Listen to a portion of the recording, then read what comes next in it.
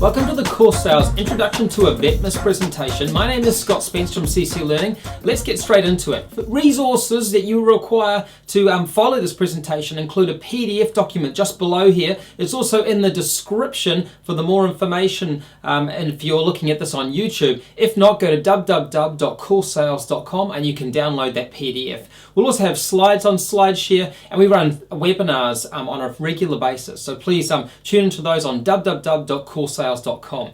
What are we covering today? We're going to ask about what is a VETMIS. I'll explain that to you. I'll talk about whose data should you be submitting for a VETMIS, to whom, and what data you should be submitting. I've got a checklist to prepare you for the 2014 changes. I've got notes and dates, and of course we'll have a look at AVS and the experience of the VETMIS validation software online from NCVR. First of all, what's a VETMIS? Well, a VETMIS is basically a standard that tells us what data is required from RTOs to be given to the state training authorities and to the national body of NCVR. Now, this data is collected of various things. We've got the provider's details, we've got the courses and the subjects that are studied by the students, and we've got the student data as well. These are stored in something called NAT files. Now, these NAT files are basically just text files with each line representing information by a particular student or about a particular subject.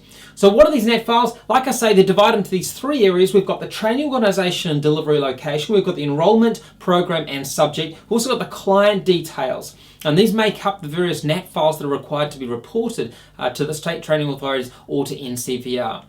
Now, whose data are you going to submit? Well, we've got three scenarios here. Mary, she's going to be included in the 2015 submission of the 2014 data because her course is going over 2014. She might have signed up in 2013, but her course doesn't start and end until 2014. What about Jane? Well, Jane started a course in 2013 and it's going all the way through to 2014. That means her data will be reported on both in 2014 for the 2013 data and also 2015 for the 2014 data. I hope you're following me.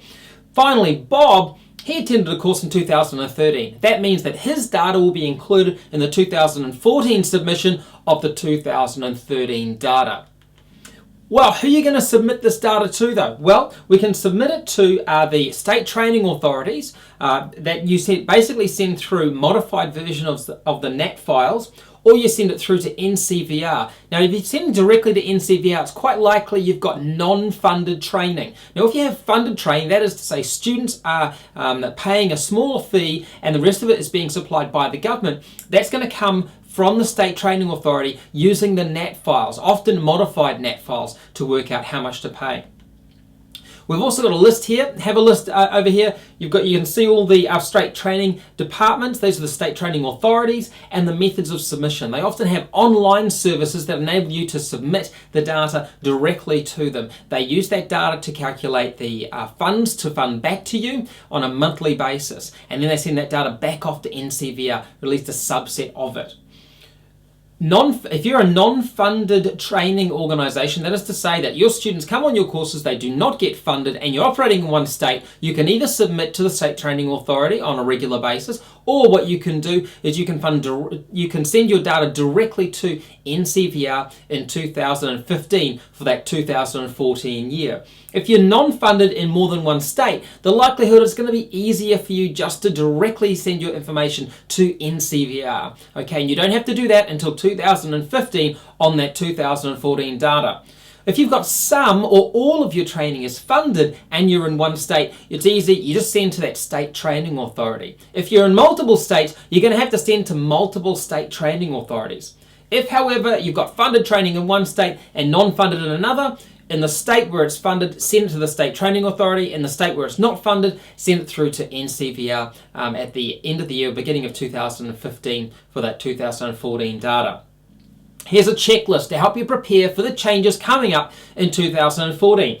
First of all, work out who are you going to submit data to. Are you going to send it to the state training authority? Are you going to send it to NCVR? Finally, can your software output the version 7 of VETMIS files? Easily, you can go and check it by going onto the AVS software and seeing whether the NAT files produced by your student management software are going to be passing that criteria. dust off that software that you haven't used for a while, and let's see if you can make it operational. So are you collecting the necessary data? It's one thing to be able to produce these NAT files. It's another thing if you're actually gathering the correct data from your students. Don't wait until the beginning of 2015 to quickly try and get this data together. Try and get the data during the year. So make 2014 the year where you're actually going to start collecting the data required. And finally, do you have access to the right sites? Do you have access to AVS software? Do you have access to the State Training Authority software? Best to sign up and to get that information as soon as possible. Fine, here's some notes and some dates. Now, RTOs, they may actually delay the delivery of their NAT files for compliance. You can actually adopt it in 2015 rather than 2014, but you're going to have to put a pretty good case forward, and you're going to have to fill out some certain forms to go through to delaying your submission of your NAT files. You must report, though, regardless as to whether or not you've got funding or haven't got funding. Okay, this is a new thing starting in 2014. People who didn't, the training companies who didn't have funded students, didn't used to have to submit. Now they do. Now, if you've got funded training, you're going to have to report on a regular basis. So you're reporting monthly, and that's to be able to get your remittances back from your State Training Authority. Here's some dates to keep in mind. 1st of January 2014, start collecting that VETMIS data from your students. Monthly during 2014, with those who have funded, you're going to be submitting that data through to the State Training Authority. December 2014, we think that might be a deadline for the $1,000 grant for RTOs to enable them to get to a point of being a VETMIS compliant. But we're not sure about that. Only if you were established in the first 6 months of 2013 does that actually apply. Finally, in February, March 2015, somewhere around that time, you're going to have to be submitting your NAT files. Okay, that's very important that if you've got non-funded training, that's your deadline to submit them to make sure you're compliant as an RTO. So, AVS software. That's the website there. Go and have a look at it. Set up your computer. Make sure it works with AVS. Download the latest version of Java and turn off temporary file caching. We found that we couldn't get Macintosh to work. We could only get Windows to work. Sign up if necessary to the AVS website. It's pretty easy to do. Use sample NAT files you can get. Have a look at that PDF. There are little icons of the world. Each of those has a link. You can go and download those files. You can get clean files and you can get error files, so you can see what it's like to receive errors and work out how to troubleshoot them.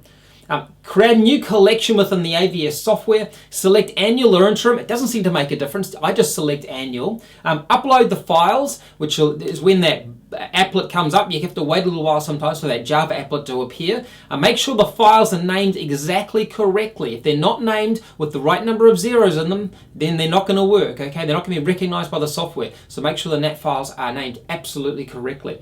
I want to upload those. It'll start doing a verification. Click on validation, and the validation button will then say, hey, we're uploading the files, don't move away from the browser. And then sometime later you're going to receive an email, and the email will include a report telling you if you've got files that have passed or files that have an error. If you've got an error, go back to your original data and see if you can improve it and put those files back through the system to see if you've cleared up all the errors. If you need further information, go to www.coursales.com. We've got videos there, we've got webinars, we've got PDFs to download, and of course we've got our amazing Course Sales software for our student management system. So thanks very much. Remember to like and subscribe.